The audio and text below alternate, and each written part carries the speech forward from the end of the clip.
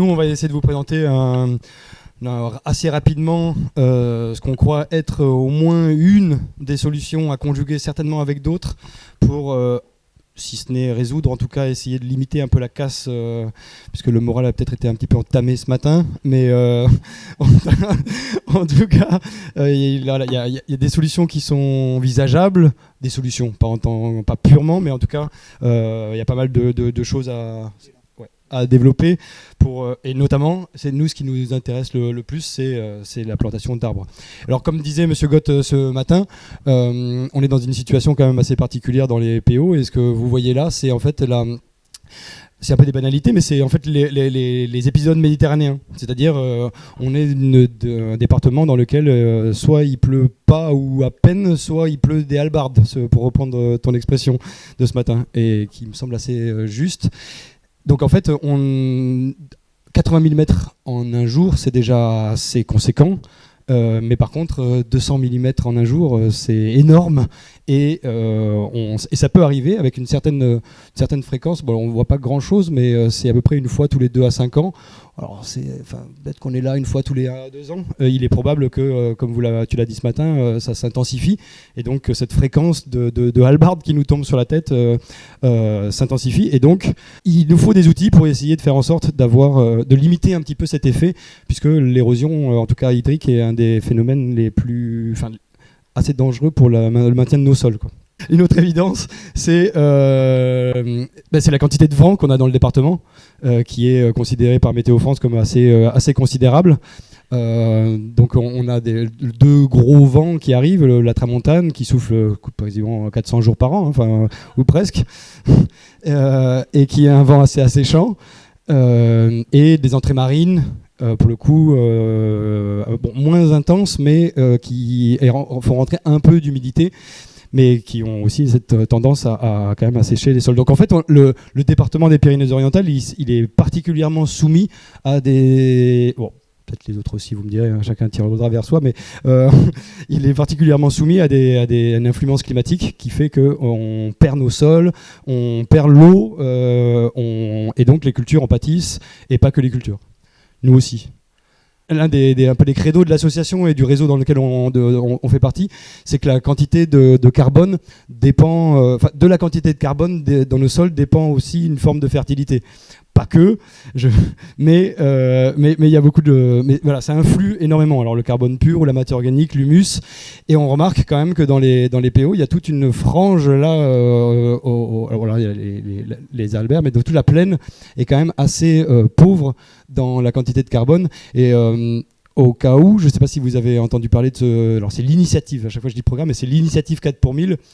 Si on arrive à réinjecter 4 parties pour 1000 de carbone dans les sols, on peut réussir à faire en sorte de compenser toutes les émissions de CO2 de l'activité humaine en France, ou peut-être à l'échelle mondiale, voire même. Mais en tout cas en France, ça serait déjà pas mal, puisque me semble-t-il que la quantité de matière organique dans les sols en moyenne en France, c'est 1,5, quelque chose comme ça. Et à partir de 2, nous dit Olivier Husson, on commence à avoir une forme de cycle d'auto-fertilité qui s'enclenche. Et du coup, le constat aussi dans le département, c'est qu'il nous manque, en tout cas pour toute la plaine, c'est moins le cas dans les hauteurs, mais pour toute la plaine, il nous manque du carbone. On va essayer de vous présenter quelques rôles, en tout cas la majorité des rôles qu'on a envisagés et qui sont effectifs pour l'arbre, et comment est-ce qu'il peut essayer d'atténuer un petit peu tous les effets dont on a parlé. Alors voilà, c'est un peu une sorte de couteau suisse, c'est-à-dire qu'il fait un effet parapluie, puisque par exemple typiquement ça peut être dans un cas dans la vigne, il tamponne les effets de pluie, a fortiori si c'est des halbardes, donc tout l'effet splash peut être vachement atténué, et du coup tous les spores des sols ne vont pas forcément aller coloniser les feuilles, et ça franchit, non, mais en tout cas on peut peut-être limiter les quantités de mildiou et autres. Il a un effet parasol puisqu'il fait de l'ombre. On l'a tous ressenti ce matin ou ce midi ou autre. Au pied d'un arbre qui évapore relativement peu, un pin par exemple, on a juste le bénéfice de l'ombre. Mais par contre, au pied d'un arbre qui évapore à fond, un mime coculier, n'importe quel type de feuillu, l'atmosphère est beaucoup plus clémente. Et bien ça, cet effet de parasol, sous nos climats, sous nos latitudes, c'est particulièrement pertinent, puisqu'on a une quantité de water qui arrive sur les sols et sur les cultures qui peut être telle qu'on a besoin de tamponner un petit peu cet effet. L'effet brise-vent aussi, qui est assez considérable, mais on va peut-être passer relativement vite, et puis après on va les détailler, quoi. Donc c'est un refuge. En gros, c'est une sorte de couteau suisse, un petit peu. Il agit un petit peu sur plein de trucs. Et alors ça, c'est l'arbre isolé. Hein, nous, on est plutôt on peut planter de la haie, mais il agit à plein de niveaux. Et sur le sujet qui nous intéresse plus particulièrement ce matin, c'est l'eau. Il stocke, puisqu'il conserve de l'eau, il la puise, donc il fait le flux. En fait, c'est un intermédiaire entre dans le cycle de l'eau. C'est aussi un cycle d'eau quasiment à lui tout seul, puisqu'il peut aller chercher l'eau qui est inaccessible, la rediffuser dans l'air et augmenter l'humidité relative de l'eau. Enfin, vous allez voir, on a une sorte de petit credo aussi. Et évidemment, il infiltre aussi. Donc, il permet de faire en sorte d'éviter le ruissellement, a fortiori si on se chope du 200 mm d'eau par jour. Et il filtre, alors aussi bien l'eau qu'avec ses parties aériennes. Je crois que, puisque c'était un vieux chêne ou quelque chose comme ça, ça pouvait faire récupérer 25 kg de particules par an, de particules fines dans l'atmosphère, quoi. Et après, il filtre lui aussi évidemment l'eau. Alors l'arbre en lui-même, pas vraiment, c'est toute la colonie de micro-organismes, notamment les mycorhiziens, qui participent à la dégradation, enfin au catabolisme des molécules, alors les produits phytosanitaires de synthèse et en fait une majorité des autres aussi, quoi. Donc on ne sait pas trop ce que ça devient, évidemment, mais en fait, les micro-organismes, en tout cas les mycorhizes, peuvent les capter et les retenir et en tout cas éviter qu'une partie soit lessivée dans les sols. Et a fortiori, en fait, au final, dans les rivières et ainsi de suite, jusqu'à la mer. C'est un outil polyvalent, donc pas une fin en soi. Il va y avoir aussi tout un ensemble de pratiques. C'est un peu le cœur de l'agroécologie, c'est de mettre en action plein de leviers différents qui vont résoudre un ensemble aussi de solutions. On peut se tanker aussi, on peut rater, comme d'habitude, il peut y avoir plein de réussites et de désagréments, mais en tout cas, c'est pour aussi remettre l'agriculteur aux yeux de la population aussi, c'est que c'est le travail de l'agriculteur extrêmement complexe en réalité, puisqu'il travaille avec plein de variables vivantes dont on ne connaît pas forcément grand-chose non plus, que la science progresse certes, mais on est encore loin d'avoir tout compris. Donc en fait, c'est extrêmement compliqué de mettre en action énormément de processus vivants donc on ne connaît pas forcément pour essayer de résoudre un ensemble de problèmes. Avant, on a certainement tous vu le tech, la tête, la glie devenus des bains de boue, peut-être bon pour la peau, mais en tout cas pas forcément pour le reste. On n'empêchera jamais, hein, il faut qu'il y ait du sédiment qui parte dans la mer, hein, sinon il n'y aurait pas de poissons, donc il en faut. Mais on peut essayer de limiter un petit peu avec ça, en développant un petit peu plus le système, donc en replantant, en densifiant ici, alors en changeant parfois quelques pratiques si faisables, si possible. Hein, c'est pas toujours évident de passer un coup de labour dans le sens des courbes de niveau, ça peut être extrêmement dangereux pour les agriculteurs, de diversifier, de redensifier ensuite la ripisylve. Donc il manque encore des filières, on va vous donner quelques essences d'arbres qui nous semblent particulièrement pertinents et dont il manque les filières. Frédéric qui est peut-être là, il a laissé échapper et développe une de ces filières un petit peu atypiques dans le département et on va rapidement l'exposer. Du coup, ça c'est l'érosion hydrique, elle est conditionnée par cette fameuse érosivité des pluies, donc leur intensité. Et donc plus l'intensité est drastique, plus cet effet splash est enclenché, plus il y a de la propagation de spores, plus il y a des sédiments qui sont détachés, qui sont l'écorce, en tout cas le sol peut partir. A fortiori s'il y a des grosses quantités d'eau. L'érodibilité des sols, donc leur texture, leur structure, leur perméabilité, la porosité. Est-ce qu'un sol de forêt, est-ce qu'on a déjà vu une inondation dans un sol de forêt? Rarement, hein, ou a priori pas, en tout cas pas sous nos climats. En fait, dans un sol un sol nu, ça peut certainement beaucoup plus arriver parce qu'il y a une structure et une perméabilité qui sont assez Donc les arbres peuvent être une solution, puisque la haie, ce que nous on essaie de développer ici, eh bien elle impacte forcément ça, puisqu'elle réinjecte du carbone dans les sols à grande profondeur et aussi via les feuilles en surface. Dans l'équation de l'érosion hydrique, il y a les pratiques anti-érosives, ça c'est pas notre domaine, mais en tout cas voilà, beaucoup en tout cas d'agriculteurs ont pris conscience, je pense, et en tout cas ceux qui sont dans la salle, je suis sûr que oui, et ils le développent. Et elles sont aussi des réservoirs de biodiversité, des corridors, etc. On utilise souvent le nerf prin et le cornouiller sanguin. D'après la chambre d'agriculture du Tarn, le nerf prin, il accueille vachement, par exemple, le Macrolophus. Typiquement ici, pour les productions de tomates ou autres, colonisées complètement par des aleurodes, ça peut être un atout, un argument, pas une solution en tant que telle, mais en tout cas une aide de camp, on va dire, ou en tout cas une aide pour limiter la propagation d'aleurodes. Et ainsi de suite, les coccinelles, les trichogrammes, eux ont aussi leurs proies respectives et se retrouvent préférentiellement, en tout cas par exemple du cornouiller sanguin. Individuellement, un arbre est un réservoir pour certaines biodiversités avec typiquement là, ce qu'on a vu, le Macrolophus et compagnie. Mais en fait, la haie est elle aussi une forme d'écosystème, et du coup, quand on la jouxte d'un autre écosystème, plutôt un agrosystème, eh bien, on arrive à faire une sorte de fusion, alors ce qu'on appelle un écotone, c'est-à-dire cette zone comme ça d'interface qui est un peu l'interface entre deux types d'écosystèmes. Et en fait, cette zone-là, elle bénéficie de la population d'auxiliaires et de ravageurs des deux. Donc en fait, on a un pic. Alors la richesse spécifique, c'est la quantité d'espèces. C'est pas l'abondance de chacune, c'est la quantité d'espèces. C'est d'ailleurs quand on vous dit la biodiversité s'effondre, oui, il y a des espèces qui disparaissent, donc oui, la richesse spécifique s'atténue, mais c'est surtout l'abondance en fait qui est en train de se péter, qui est en train de se casser la figure. Mais du coup, en fait, créer des haies, donc recréer des écosystèmes comme ça, un peu alternatifs avec l'agrosystème, permet aussi d'avoir toute la batterie des auxiliaires, certes, mais toute la batterie des ravageurs, mais en réalité, il n'y a pas d'auxiliaires sans ravageurs d'une certaine manière.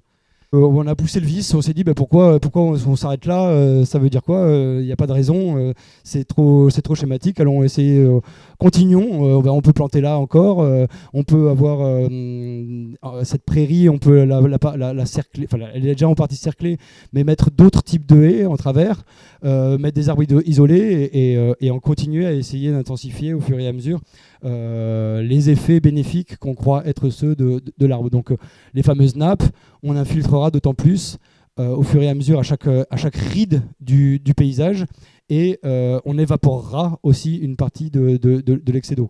Et évidemment, on freine les ruissellements, on filtre et on infiltre encore et encore et encore, et on essaie de boucler via l'arbre aussi une forme d'évaporation, puisque c'est ce qu'il y a dans l'eau qui est dans l'atmosphère vient aussi de l'évaporation. Ça, c'est par exemple un autre... quelques données. Alors, pour caricaturer, c'est les arbres qui appellent la pluie, parce que en fait, on s'en rend compte. Ça, c'est des mesures qui ont été publiées, etc. Mais au-dessus des continents qui sont boisés, notamment là, la forêt amazonienne, la forêt du Congo, on a des quantités de précipitations qui sont bien plus conséquentes que au-dessus de l'Australie, qui est quasiment un quasi-désert. Donc en fait, les arbres, par leur évapotranspiration, augmentent la humidité relative de l'air, et grâce à toutes ces petites particules, en fait, appellent au-dessus d'eux ou pas. Ça, c'est pas sûr, mais quand même une partie de la pluie. Peut-être ça vient d'autre part. C'est extrêmement compliqué. Alors l'effet parasol, là on est plutôt sur une sorte de pissenlit, hein, donc comparé à un chêne tricentenaire, on en est loin, mais quand même la température observable, elle est aux alentours de 18-20 sur un sol nu, et pour la plante, eh bien, on descend aux alentours de 15 degrés. Donc en fait, même ce petit pissenlit qu'on appelle habituellement les mauvaises herbes, on les décanille, et puis en fait on laisse parfois le terrain trop à nu, et en fait on accélère, on boucle le cycle de non vertueux, on va dire, et on continue à augmenter les températures. Le même exemple, alors ça, la source est un peu, faut pas, je suis pas sûr que ce soit complètement valide ce truc-là, mais bon, peut-être il y a quand même du vrai. Alors les chiffres sont-ils complètement exacts? Il faudrait le vérifier, mais il y a quand même un effet. Il ne faut pas regarder comparer les chiffres, enfin, vous regardez la différence, et on l'a tous vérifié, cette histoire-là. Donc c'est aussi faisable dans les cultures. Et donc, on limite aussi la quantité d'eau qu'on va devoir amener à nos cultures, parce qu'il y aura aussi cette protection, on va dire, de l'arbre qui va tamponner et qui va limiter l'augmentation des températures. Là, si on passe de 43 à 19, c'est juste de l'herbe, là, en plus. Hein.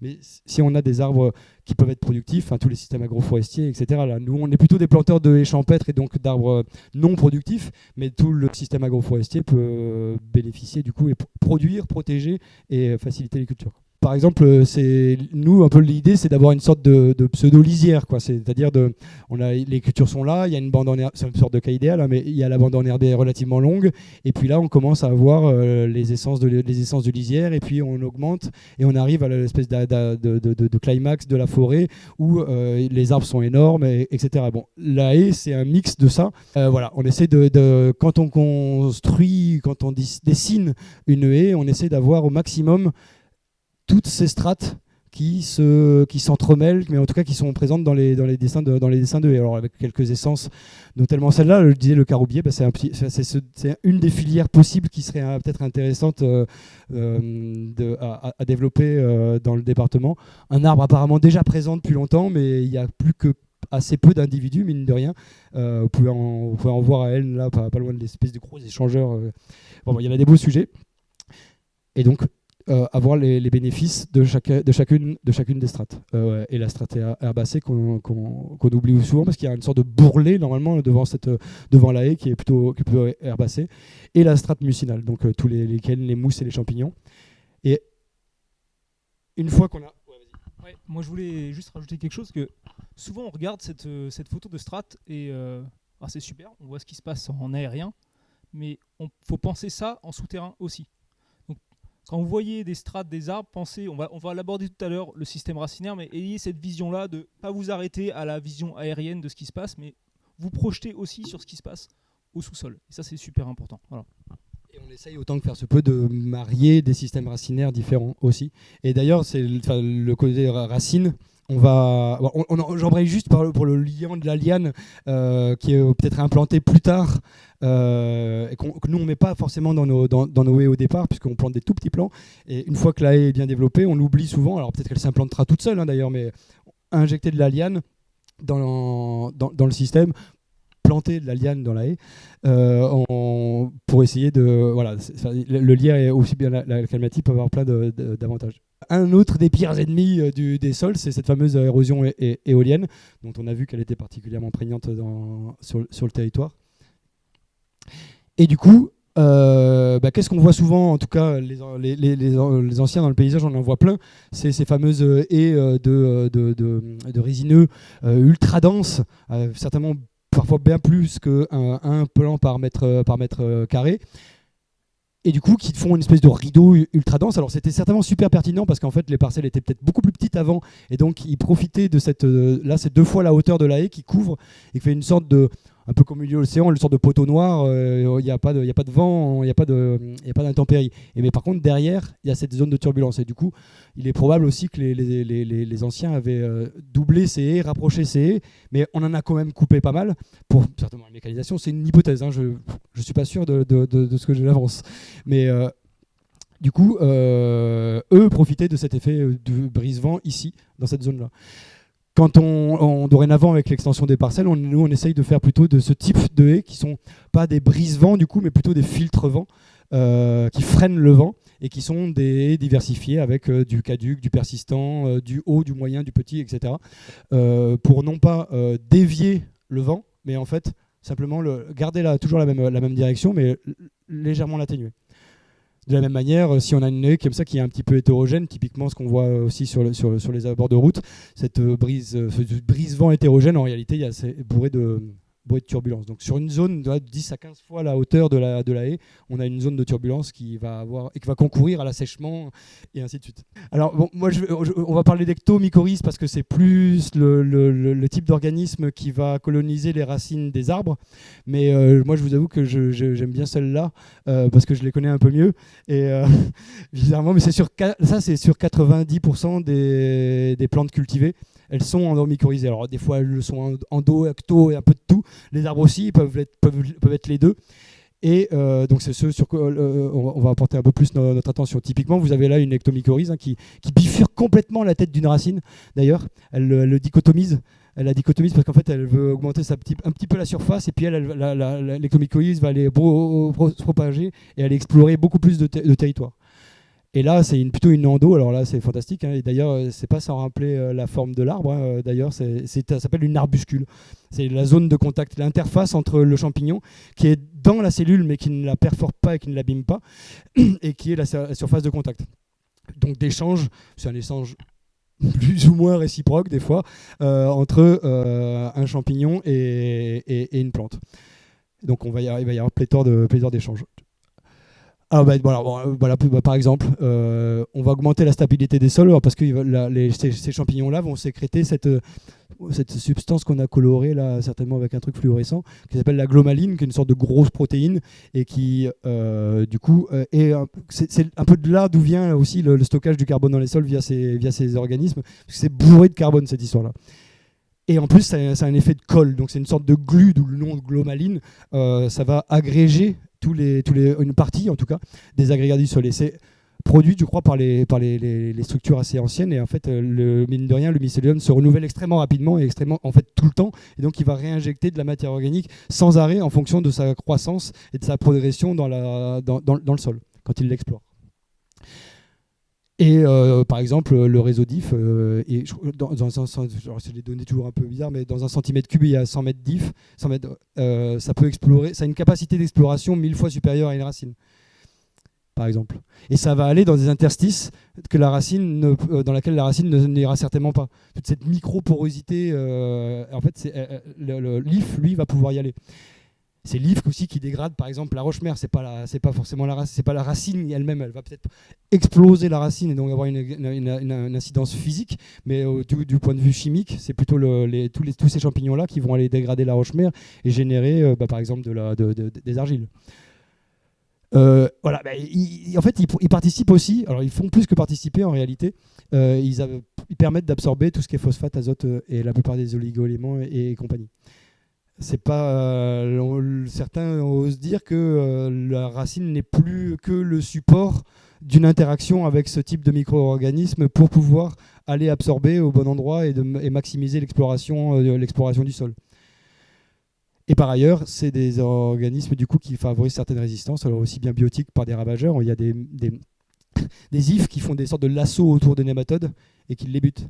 Il y a certaines maladies, qu'elles soient racinaires ou aériennes d'ailleurs. On ne sait pas pourquoi, on ne sait pas comment d'ailleurs, mais un champignon racinaire va pouvoir contrôler la machinerie de défense de la plante et rendre la défense beaucoup plus rapide, beaucoup plus efficace, même si c'est une chenille qui est en train de brouter la feuille. On ne sait pas comment. Et apparemment, alors, le peu que j'ai lu là-dessus, c'est plus sur les adventices. C'était que des trucs de labo, mais certains kénopodes peuvent être éloignés ou en tout cas être empêchés de croître dans les alentours de certaines plantes qui sont particulièrement mycorhizées. Évidemment, après, les stress biotiques, parce que la température et la sécheresse, puisqu'en fait, c'est particulièrement les ectomycorhizes, mais même les endomycorhizes, en fait, font une sorte de manchon autour de la racine, et donc elles prennent toute la place que d'autres pathogènes pourraient vouloir occuper pour ensuite coloniser la racine. Et évidemment, elle puise l'eau. J'ai oublié, là, mais en fait, il y a les éléments nutritifs, mais il y a aussi une partie de l'eau qui est absorbée par les champignons. Romain, s'il te plaît. Voilà. Alors, là, encore un autre truc, on est dans une boîte de pétri actuellement, avec une petite luzerne qui a été mycorhizée. Là, c'est une sorte de séparation qui permet le passage des ifs, mais empêche le passage des racines. Et si on met des petites plantules qui ont été bien stérilisées avant, ou des graines qu'on a fait germer qui ont été stérilisées, en fait, ce réseau mycélien, il se propage d'individu en individu. En l'occurrence de la même famille, mais ça marche aussi dans des individus de familles complètement différentes. Puisqu'il y a une panoplie de micro-organismes qui est telle qu'en fait, chacun peut se refiler celui qui lui convient le mieux, quoi. Et du coup, quand on refait croître celle-là sur de petites substances d'agar, en fait, il est déjà mycorhizé relativement tôt, quoi. Alors, c'est pour illustrer rapido, mais voilà un ensemble d'individus dans une forêt au Canada, des Douglas, Et celui-là particulièrement, c'est un des plus gros, hein, c'est un peu le patron de la forêt, ou un peu, enfin c'est le plus âgé, et du coup lui il est lié à 47 autres avec 12 souches différentes de mycorhizes. Et on dit, alors il faudrait vérifier ça, cette histoire, mais qu'il peut y avoir sur un vieux chêne à peu près 960 souches de champignons présentes, alors sur la partie aérienne comme sur la partie racinaire, mais dont une bonne batterie de champignons mycorhiziens. Et en fait, on a dit que ça a transféré plein de choses, plein de matériaux, du concret, mais il est aussi possible que ça transfère de l'information et que ça prévienne certaines essences d'arbres qui se font particulièrement ou premièrement attaquer, refile l'information au suivant via ces réseaux-là, pour les prévenir qu'il y a une attaque qui est imminente et qu'il faut commencer à réactiver le système des défenses, quoi. D'où l'intérêt des vieux arbres aussi. Marc en a parlé de comment on peut transmettre un arbre. Il y a un mycocoulier à Poli qui s'est fait désaguer il n'y a pas longtemps et qui devait avoir 200, 300, peut-être 400 ans. Et celui-là, il est pas loin de Poli, mais c'est un chêne liège assez énorme avec de la vigne juste derrière. Et il doit avoir plus d'une centaine d'années. Mais il transfère de l'information. Et j'ai même lu un truc pour les Drosophile Suzuki, la fameuse mouche de la cerise. C'est Véranger, je crois. Il y a une forme de résistance à la drosophile qui a été acquise. Et la première occurrence de cette forme de résistance était proche des arbres sur les parcelles où il y avait les plus vieux arbres. C'est une piste, je ne sais pas ce que ça vaut, mais j'ai confiance en celui qui l'avait dit. Alors par contre, c'est vachement facile à dessouder les mycorhizes, hein. C'est vraiment super facile. C'est extrêmement fin, c'est extrêmement fragile d'une certaine manière. Donc le labour, si vous voulez annihiler tous les mycorhizes que possible, c'est plus efficace le labour que le glyphosate, par exemple. Donc après, l'ensemble des utilisations d'intrants, elles aussi sont préjudiciables à la présence de ces champignons symbiotiques, parce que c'est soi-disant une symbiose, mais si un des partenaires n'a plus intérêt à héberger l'autre, donc si en gros on lui a servi toute la ration de l'herbe, de l'arbre, du blé, que sais-je, eh bien il n'aura plus besoin en réalité de ces associations symbiotiques, et donc il les exclura. Et par contre, il puisera ce qu'il arrive à puiser que vous lui avez donné sous forme de petites pilules bleues magiques, et le reste sera peut-être lessivé grâce aux trompes d'eau ou à cause des trompes d'eau qui sont déversées. Et donc en fait, le travail du sol, c'est aussi pour l'absence du sol, parce que c'est des organismes qui ont absolument besoin d'une plante pour pouvoir vivre. Ils peuvent rentrer dans une forme de résistance sous forme de spore, mais la plupart du temps, elles germent assez vite, et si le filament ne trouve pas une racine, vite, en une semaine et demie, la spore devient inerte, quoi. Encore ces histoires de mycorhizes, je vous embête encore un tout petit peu, mais c'est le même gars là, qui disait que ces histoires de la drosophile Suzuki, c'est le même gars. Autour de ces ifs, il y a des zones où l'eau, elle est sous une forme particulière, alors d'hyperfluidité, il faudrait creuser, mais c'est assez mystérieux. Mais en fait, ça c'est le mycélium, et autour on voit comme une sorte d'empreinte un peu bizarroïde, et à l'intérieur desquelles c'est des sortes d'autoroutes, peut-être de l'information, de bactéries, d'autres champignons, de spores, de plein de trucs, de nutriments. Non. Et en fait, ça a une vitesse de circulation qui est apparemment assez conséquente, et donc du coup de plusieurs mètres par heure. Donc imaginez-vous si on arrive à rétablir ces fameux corridors, et mettre de l'arbre dans les sols, et interconnecter avec les patchwork de forêt, on peut peut-être bénéficier de tout ça. Alors maintenant, je vais passer la parole à Jérôme pour décrire plutôt comment on fait et ce qu'on fait. Bon, vous avez tout compris ce que Pablo vous a raconté ? Ouais. C'est un petit peu sa marotte, les mycorhizes, vous avez compris, donc je pense qu'il vous en a mis plein la tête. Là, on va essayer de faire quelque chose, de revenir un peu au concret. Et nous, comment l'association Arbres et Paysages favorise l'implantation d'arbres dans les agrosystèmes. Donc, revenir un petit peu sur nos protocoles. Tu peux, s'il te plaît. Voilà. Donc, nous, on est des aménageurs et des facilitateurs d'arbres. Voilà. La caméra est là. Donc, c'est l'accompagnement technique qu'on vous propose. Et un peu notre leitmotiv, c'est le bon arbre au bon endroit. Si vous retenez ça, c'est parfait. Vous pouvez presque partir. Après, c'est comment on le fait. Donc, nous, on a une approche où on va vous accompagner avant, en amont, pendant et après. Ça, c'est ultra important. C'est-à-dire qu'on ne vous lâche pas dans la nature, on ne vous fournit pas des plans et puis on vous laisse partir. Non, non. On prend le temps en amont de travailler sur du conseil, de la visite et de l'ingénierie. Ça, c'est très important pour vraiment, avec vous, prendre en considération vos besoins et puis vraiment aller piocher, chercher sur votre projet, savoir s'il est bien, enfin, vous accompagner, voilà, sur la création de votre projet. L'appui technique, le démarrage du chantier et la mise à disposition de plans et de fournitures, on va rentrer dans les détails un petit peu après. Et ensuite, dans un troisième temps, le après, le suivi de la plantation pendant 3 ans, avec du regarni et du conseil de gestion. Cette slide, pour vous montrer la diversité de la palette végétale, c'est une partie de la diversité de la palette végétale méditerranéenne, et ce qu'on peut voir déjà, dans un premier temps, c'est que c'est beau. Et ça, c'est super important, d'accord ? Au-delà de, il y a des aspects de biodive, des aspects mais c'est déjà très très beau. Et le fait d'avoir des paysages comme ça qui sont diversifiés, avec des essences diversifiées qui portent du fruit, déjà même pour l'ambiance, c'est ultra important. Alors, tu peux appuyer. Là, ce qu'on cherche à vous montrer là, c'est on vous fournit des plans, mais on fournit le bon plan. D'accord ? Ça, c'est avec 4 critères. Donc, la palette végétale adaptée aux conditions pédoclimatiques, parce qu'on ne va pas mettre n'importe quel arbre à n'importe quel endroit. Quand je dis arbre buissonnant, d'accord ? Donc c'est-à-dire que quand vous êtes sur un sol calcaire, un sol acide, une profondeur de sol différente, avec une ressource en eau différente, enfin, voilà, c'est des conditions pédoclimatiques totalement différentes, et notre job à nous, c'est d'aller faire coller les essences avec vos conditions. Première chose. Deuxième chose, c'est qu'on développe on se sert d'une palette végétale avec une génétique adaptée, une génétique locale, donc via ce qui a été développé via la marque végétale locale, qui est adaptée aux aléas climatiques, adaptée aux maladies, aux ravageurs et à la biodiversité locale. Ça aussi, ça compte dans le bon plan. Ce qui compte aussi, c'est le critère de jeunesse du plan, c'est-à-dire avec un plan qui n'a pas un système racinaire trop développé, c'est-à-dire que quand on va venir l'implanter dans le sol, on ne va pas venir implanter un plan qui a déjà subi des dommages au niveau de son système racinaire, on va l'implanter jeune pour que le système racinaire soit lui aussi jeune et qui n'ait pas perdu sa capacité de prospection racinaire.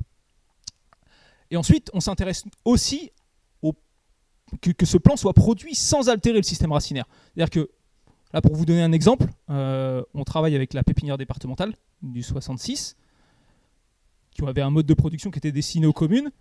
Nous, on a œuvré et on œuvre toujours pour avoir des plants, des jeunes plants, déjà, d'une part, et des jeunes plants qui soient produits dans des godets forestiers, dans des godets anti-chignons. De façon à ce que le plan, quand il est produit, qu'il est mis en culture, quand on voit un chêne, par exemple, je ne sais pas si vous avez l'idée, le chêne, quand il germe, on a 2/3 du système racinaire qui croît, et on a 1/3 en surface. Donc vous avez une petite plantule comme ça, et puis en dessous, vous avez tout ça. Donc si vous n'avez pas prévu le godet qui va bien, vous vous retrouvez avec la racine pivot, la première racine, qui est censée prospecter le sol en profondeur, qui commence à tourner, qui bute et qui tourne. Donc après, pour aller démêler tout ça, on peut le faire. Hein. On peut tout à fait déchignonner, couper, et voilà, ça a des impacts. Végétal local, je pense que c'était important de vous en parler un petit peu plus. C'est une démarche, et donc c'est devenu une marque, qui garantit la traçabilité des végétaux sauvages et locaux, la conservation de leur diversité génétique spécifique. Donc nous, Arbres et Paysages 66, on s'est engagé dans cette démarche, elle n'était pas là dans le département, en tant que récolteur. C'est-à-dire que, Pablo, ouais, oui d'ailleurs s'il y en a qui veulent devenir récolteurs, vous pouvez, c'est ouvert. Hein. Si vous connaissez des spots ou des endroits où on pourrait venir récolter, on le fera. Voilà, c'est ça. Faut savoir où. Voilà. Le cahier des charges est très strict. Ça, c'est première chose, pour ne pas piller la ressource et s'assurer qu'on ait une bonne diversité génétique. Mais on le passera en arbre de pays. Voilà. Donc là, cette année, par exemple, première année d'activité, quasiment la deuxième année d'activité, on a commencé à récolter 4 essences. L'érable de Montpellier, l'arbousier, le chêne liège et le nerprin. Et ces 4 essences, on les envoie en production à la pépinière départementale et on commence à avoir des retours. Donc c'est super intéressant, parce qu'on pense avoir vraiment une production locale avec des arbres, avec une génétique locale. Voilà, ça c'était pour faire un point là, sur cette démarche-là. Et C'est bon, tu peux appuyer. On en parlait tout à l'heure. Donc on a cette démarche de végétaux locaux, de pouvoir produire des végétaux locaux, des végétaux adaptés aux conditions pédoclimatiques. On a une autre démarche aussi, c'est de faire de la migration assistée d'espèces, c'est-à-dire de prendre des espèces qui sont peut-être présentes sous des latitudes un peu plus basses. Là clairement on va se promener un petit peu en Espagne, en Catalogne plutôt, pour être bien précis. Et à 200 km de la frontière, les caroubiers, il y en a partout. Partout. Ça pousse partout. Ici, on commence à en avoir un petit peu. Sur Elne, il y en a beaucoup qui ont été plantés, qui se développent très bien. On est passé devant un tout à l'heure d'ailleurs en allant manger. Cet arbre a beaucoup d'avantages. Ils sont listés là. Feuillage persistant, 15 mètres de hauteur. Pour une haie brise-vent, c'est ultra important. Hein. Le brise-vent, c'est 10 fois la hauteur de l'arbre. La longévité, jusqu'à 500 ans. Donc, le geste de plantation, on plante notre plantule, potentiellement 500 ans après, il y a encore, avec tous ses services. Une pluvio, entre 200 et 500 mm par an. Intéressant aussi, quand on sait les aléas au niveau des précipitations. Et il rentre en production à 300, parce qu'il produit en plus. Mais il ne produit pas que du bois. Il produit de la ressource pour du fourrage, qui est valorisable aussi en agroalimentaire, donc ça peut être une ressource supplémentaire pour des agriculteurs. C'est une essence coupe-feu, et donc elle peut s'implanter sur des sols basiques, peu sensibles aux maladies, aux ravageurs, et donc de nombreux débouchés. Donc ça c'est la première, et nous celle-ci on aimerait bien l'implanter et la faire remonter. On a essayé cette année, et ben on a commis quelques petites erreurs. Un coup de gel fatal par exemple. Voilà, parce que les petites plantules étaient toutes petites, elles n'avaient pas trop de résistance, on les a mis en zone de stockage, crac. Bon bah c'est pas grave. Mais par contre, on en tire des enseignements. Ensuite la deuxième qui nous paraît ultra intéressant, c'est le figuier de Barbarie. Fred, il est là, c'est lui qui produit ça, qui en produit, qui est producteur, on le verra demain dans les visites de ferme. Alors nous, c'est ultra intéressant, notamment parce que c'est une essence coupe-feu hyper intéressante. C'est rempli de flotte là-dedans. Donc c'est-à-dire que le feu, il ne passe pas. Ce qui est très intéressant aussi, c'est que quasiment toute la plante est valorisable. Vous en connaissez des comme ça ?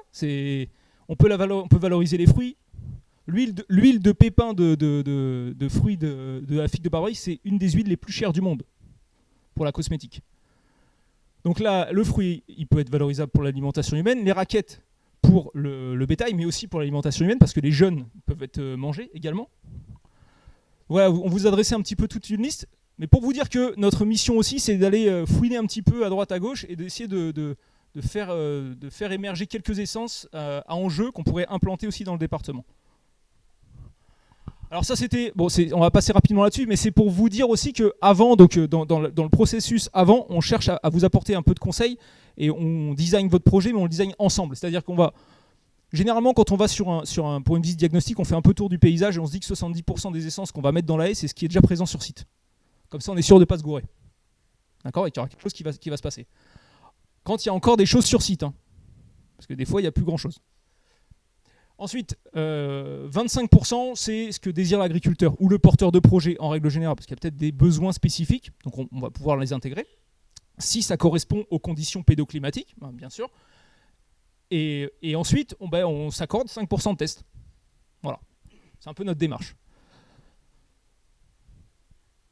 Alors, les procédés, voilà, c'est un petit peu le déroulé des chantiers.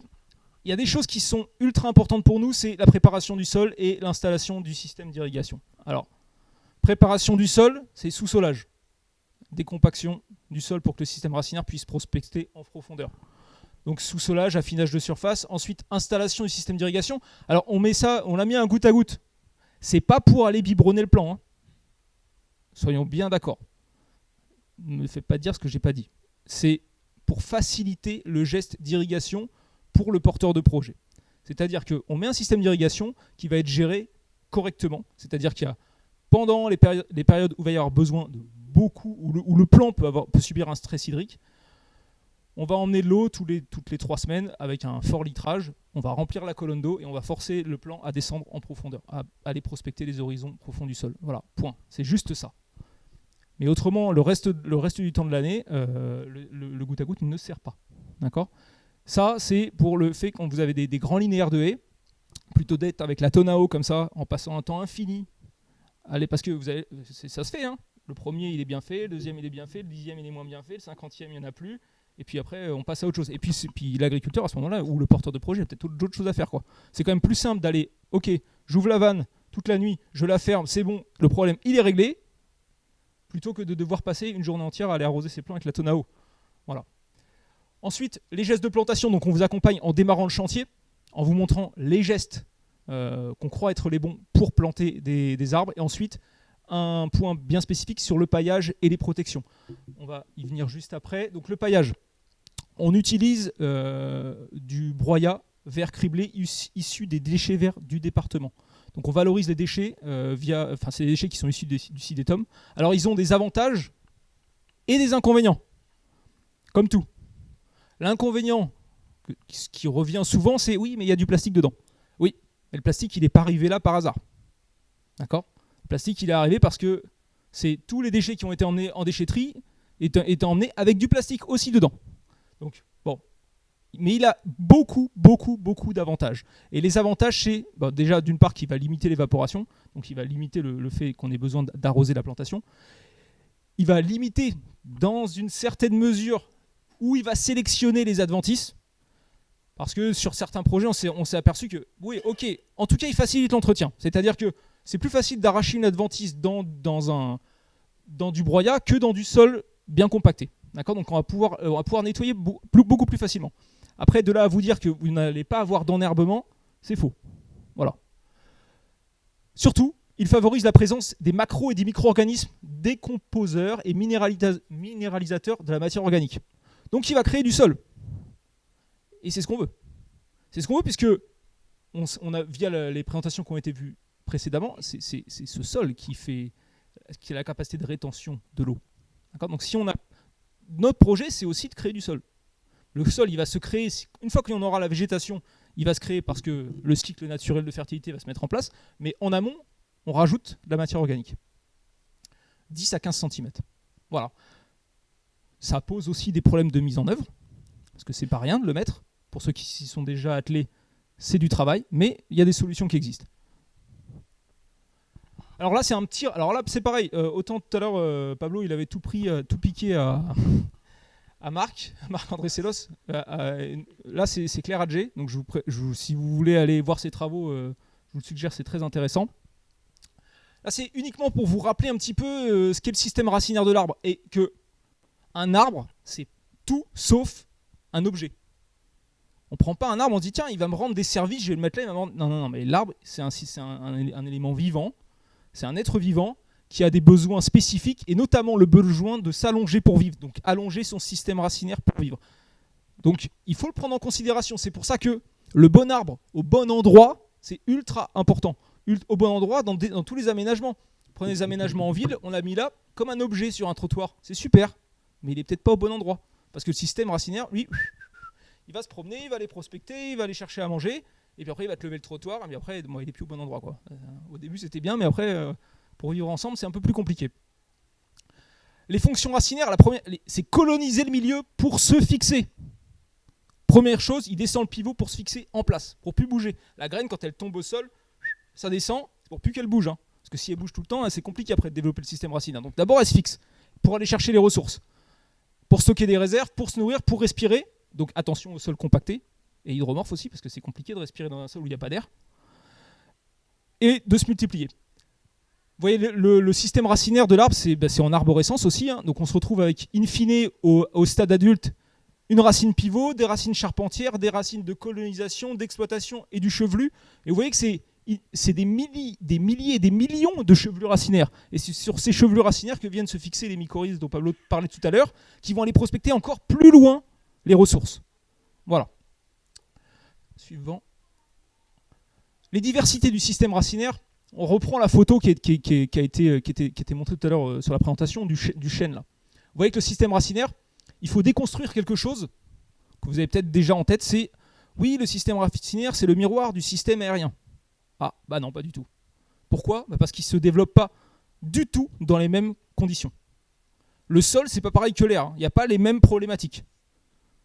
Donc, le système souterrain, le système racinaire, se développe dans un sol il va falloir qu'il évite, qu'il prospecte, qu'il passe à travers une faille, qu'il passe à travers un rocher, qu'il aille chercher les nutriments à droite, à gauche, qu'il s'adapte aux conditions de sol, et du coup, son développement, il n'est pas du tout homogène. À partir dans un sens, plus que dans un autre. Ah oui, il n'y a pas une prospect, à part si le sol était totalement de la même consistance sur tout le pourtour, mais ce qui n'est pas du tout le cas. Et donc, en fonction, donc ça c'est une capacité de l'arbre. Ensuite, il a des possibilités de développer son système racinaire en fonction de sa génétique, par un système plutôt traçant, plutôt mixte, plutôt pivotant en fonction des essences. Mais ça, c'est notre travail. Et oui. Je voulais pas le dire, mais oui. Bon, on peut le dire aussi. Mais le vent joue un rôle super important aussi dans la fixation. C'est-à-dire qu'en fonction du sens du vent, le système racinaire va se développer plutôt dans un sens pour aubaner, plutôt dans un sens pour faire une jambe de force. Et là, on se retrouve avec des petites problématiques en disant « Ouais, mais attends, j'ai les racines qui viennent dans ma vigne ou dans mon champ, ça me pose souci. » Mais enfin, il y a du vent, quoi. Donc lui, il faut qu'il se débrouille pour se fixer. Donc, on peut venir essayer de sous-soler tout ça, mais de toute façon, on va venir mettre en péril la vie de l'arbre. Donc, le plus important là-dedans, c'est de lui laisser la place. En fait, voilà. Ensuite, là oui c'est ça. Voilà, ça c'est bien aussi. On l'a mis. C'est que les racines, elles n'aiment pas la taille. Et pas du tout, parce qu'elles sont pas prévues pour. Elles n'ont pas il n'y a pas de bourgeon sur les racines. D'accord. Donc si vous taillez une racine, alors vous taillez une racine avec 1 cm de diamètre, ça pose pas trop de soucis. Elle va se régénérer à peu près conformément à son sens de prospection. Donc ça va. Par contre, si vous prenez à l'inverse, vous la sectionnez à 5 cm, là, il ne se passe plus rien. D'accord. Donc ça veut dire que quand vous êtes typiquement, j'ai un arbre, j'ai une haie, je veux la reprendre, il y a des racines qui viennent dans mon champ, je vais passer un gros coup de souffleuse. Ah mais là, il y avait des grosses racines quand même là. Donc tu l'as bien amputé quand même l'arbre. Donc après, il ne faut pas s'étonner si il réagit un petit peu mal ou qu'il y a des entrées de pathogènes et puis que ça commence à dépérir. D'où l'important de gérer correctement dès le début. Voilà, c'est ça. C'est tout le sens de la suite. Merci Pablo de me rappeler qu'on n'a pas un temps infini. Bon voilà, la gestion des bordures, elle peut se faire le pilotage racinaire, ce dont on évoquait tout à l'heure, ça peut se faire de différentes façons, notamment surtout par la mise en concurrence dès le plus jeune âge du système racinaire avec les cultures. Voilà, donc ça c'est, on le voit sur la diapo sur la droite là. Un arbre trognier, donc la trogne, une forme spécifique de taille qu'on n'abordera pas aujourd'hui, mais je vous encourage à aller l'explorer. Et une mise en concurrence directement avec un blé qui a un système racinaire très dense et qui permet aussi à l'arbre, il ne trouve pas la possibilité de se développer dans les premiers horizons et il plonge s'il en a la possibilité. La possibilité aussi, c'est de gérer les bordures par un pilotage racinaire mécanique qu'on appelle le cernage. Donc c'est la sous-soleuse. On l'utilise à la plantation, c'est-à-dire pour décompacter le sol, mais on l'utilise aussi dans la gestion, c'est-à-dire de venir couper les racines, tailler les racines pour éviter qu'elles viennent prospecter sur les premiers horizons du sol et les forcer à descendre. Voilà, ce qui est utilisé dans les vignes. Là, on voulait illustrer le pas de temps de l'arbre. Vous voyez, 200 ans, le chêne liège, dans des conditions favorables à son développement, on est à 18 mètres.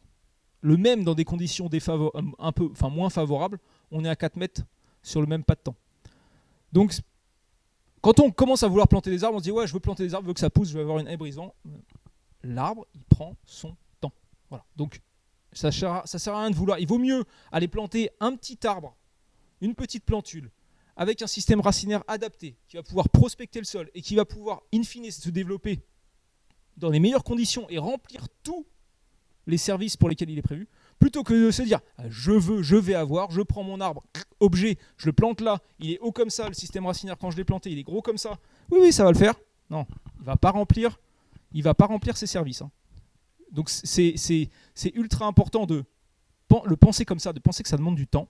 Donc ça demande aussi de ne pas les couper, parce que sous nos latitudes qui sont assez contraignantes au niveau du développement végétal, on le voit régulièrement, et encore d'ailleurs, et ça nous fend le cœur quand on se promène dans des champs où les arbres, ils ont été la haie saccagés, coupés. Pourtant c'est des arbres centenaires, il n'y a pas de souci. Hein. Même ici encore, on le voit, c'est coupé. Pour certainement des raisons, chacun a ses raisons. Mais il faudrait peut-être y réfléchir quand même avant de faire ça. Et nécessité aussi de renouveler et d'anticiper le renouvellement de l'existant. Dans une commune, on s'aperçoit qu'on a fait une erreur.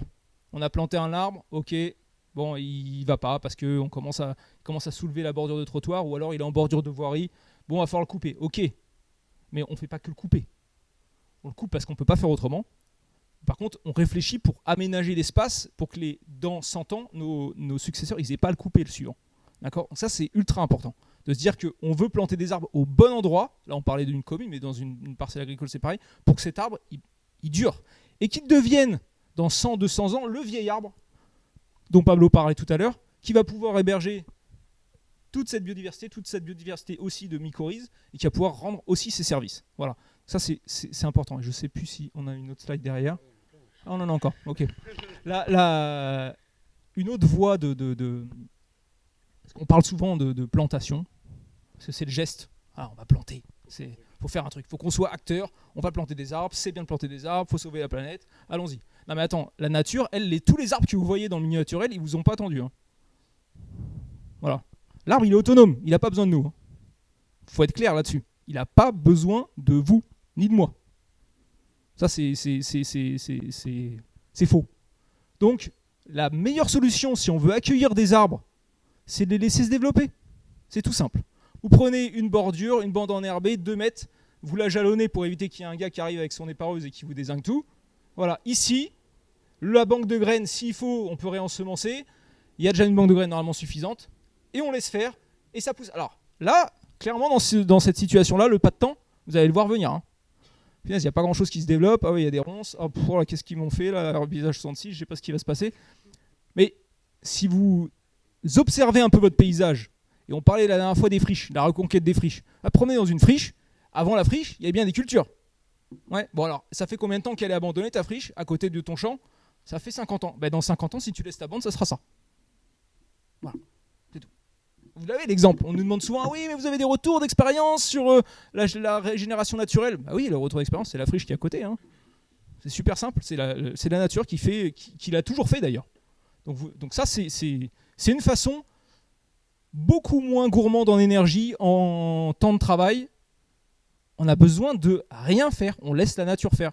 Ça c'est ultra. Par contre, effectivement, on ne maîtrise pas les essences qui vont s'y installer, on ne maîtrise pas l'architecture de la haie, on ne maîtrise pas grand-chose. En fait, on ne maîtrise rien. Et peut-être que c'est ça qu'on nous demande aussi, hein. C'est de lâcher un petit peu la maîtrise. La suite...